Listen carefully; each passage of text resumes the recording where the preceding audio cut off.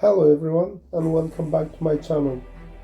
Today we are going to a place called Kongens Utsikt, King's View. It is almost 1 hour's drive from Oslo and a place you have to visit if you come to Norway. A breathtaking view which is 487 meters above the sea level and is named after King Karl Johan, who visited this place in I think 1832. When you stand on a viewing platform, it is easy to understand why King Karl Johan was captivated by this place. Please enjoy and do not forget to subscribe to my channel.